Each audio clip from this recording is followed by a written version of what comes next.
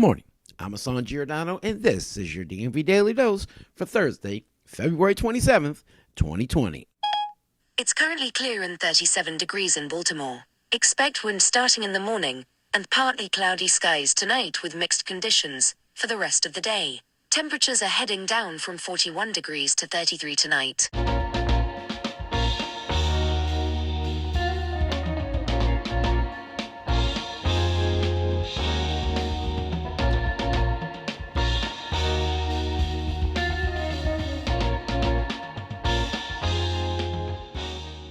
Well, on a night when the Maryland men's basketball team's top big man sat out on the bench for much of the first half with foul trouble and its senior leader struggled to hit shots, junior guard Darryl Morsell delivered last-second heroics for the number 9 Terps.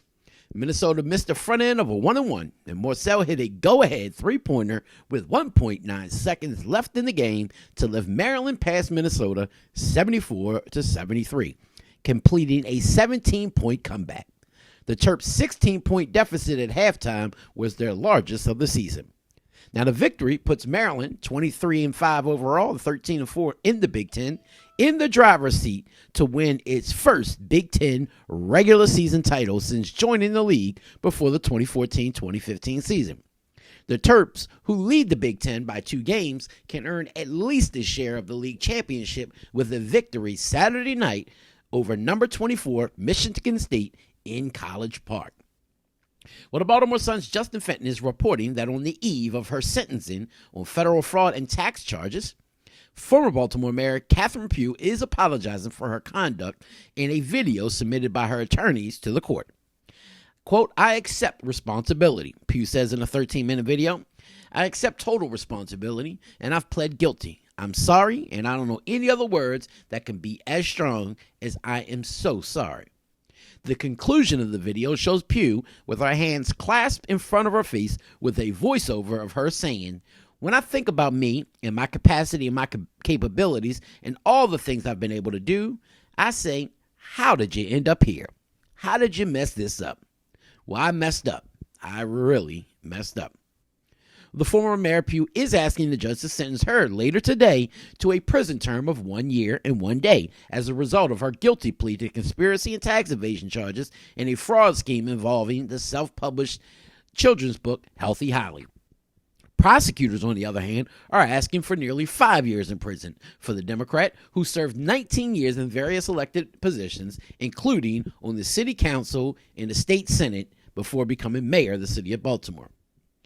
Now, in the second poll results revealed in as many days, the latest exclusive Fox 45 News Gonzales mayoral poll released yesterday shows what the first poll showed as well, that former Baltimore Mayor Sheila Dixon has the lead going into the April Democratic primary.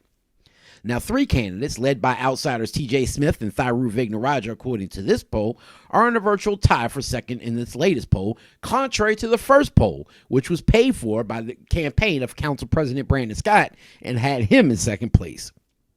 This poll shows that Scott and Mayor Bernard C. Jack Young at the bottom of the top candidates with 11% support in 4th and 5th place. Mary Washington, who surprised many with an upset win in the state Senate race in 2018, is in striking distance.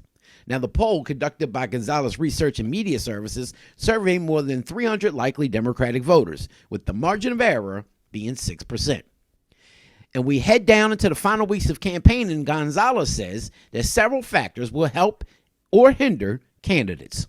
The incumbents appear to be facing backlash for Baltimore's crime problems, grime issues, and political corruption, while the outsiders face the challenge of getting their message of change to the voters. But one individual candidate, Sheila Dixon, has no problem getting her name out because she has almost 100% name ID. And the latest vote and the tension of the Board of Estimates meeting yesterday is the latest sign of the deteriorating relationships between Mayor Bernard C. Jack Young and City Council President Brandon Scott, as well as the city council that Young once headed, says a Baltimore Brew article. The Board of Estimates approved a contract to renovate the Drew Hill swimming pool yesterday, despite the council not granting permission for a controversial parking lot included in that plan. Unable to persuade the spending board to defer the contract, City Council President Brandon Scott was the lone vote against the $10.1 million item. Comptroller Joan Pratt acknowledged community concerns about the lack of transparency and the loss of green space, but in the end, she abstained. Young and his two appointees, the city solicitor Andre Davis and the acting public works director Matthew Garbach, voted to approve construction of a new bathhouse in a 79-space parking lot. The board's action was quickly denounced by the head of the committee that recessed last month without voting on the pool and parking lot. The deferral followed a public hearing on an ordinance required for the parking lot project. Quote, "The mayor is leapfrogging over us. The administration is disrespecting the process, my council colleagues, me, and my committee," said Councilman Ed Reisinger of the 10th District, chairman of the Land Use and Transportation Committee. Reisinger also blasted recreation and parks officials who have been leading the project. And in a rare reversal, Reisinger, who has been a longtime supporter of Sheila Dixon as mayor, but supported Young for mayor in this year's race, switched up that support yet again yesterday, announcing his support now for Council President Brandon Scott for voting no on this contract. Looks as if loyalty no longer exists down at City Hall.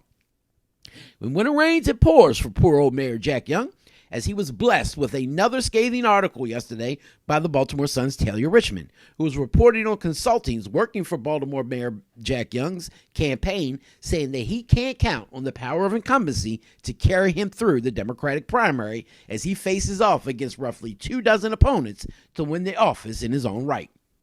A memo obtained by the Sun, written December 5th by Adio Advocacy for the campaign after focus groups were held with voters, said one of Young's challenges is that there is very little, if any, bump for incumbency. Outside political analysts say that could be because that Young did not become mayor in a traditional way. After Mayor Catherine Pugh resigned, he ascended to the role because he was the city council president. They also pointed to what they called missteps by Young in his first months in office and how much voters hold him responsible for leading the fight to reduce violent crime, which has yet to materialize. The memo highlighted a silver lining for Young, though. The consultants wrote that middle-aged black women in the focus group, quote, cut him some slack for having assumed the role in the middle of Pugh's term and are, quote, looking for reasons to give him credit as mayor. This demographic is often considered the heart of Baltimore's heavily Democratic electorate. Now, the power of incumbency in the April 28th primary is also complicated by former Mayor Sheila Dixon's presence in the race.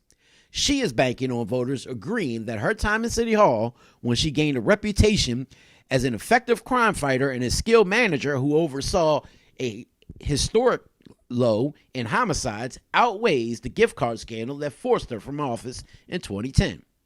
Analysts say she benefits from strong name recognition. Incumbency typically means a candidate can count on free media coverage of their day-to-day work as an office holder. However, in Young's case, Adio Consultants wrote that Young is likely to face hurdles because of comments he has made to reporters. In November, for example, Young said during his weekly news conference that city leadership wasn't the problem as Baltimore braced to surpass 300 homicides for the 5th straight year. Quote, I'm not committing the murders, and that's what people need to understand, Young said. How can you fault the leadership? Well, the consultants noted that among those participating in the focus groups of middle-aged and millennial black residents, people had the impression that Young is, quote, not particularly intelligent, based largely on recent comments in the media. Some political analysts say such comments could still hurt the mayor's prospects because some voters might think he wasn't taking responsibility for fixing Baltimore's problems. And other candidates running for mayor have criticized him for the statement as well. Well, I'm your man, Mr. Politics, and this has been your DMV Daily Dose for Thursday, February 27th, 2020. And we want to say no matter who you end up voting for, make sure you go out and vote on April 28th, 2020. For more information on the articles I've mentioned, just go on over to our website at www.dmvdaily.news.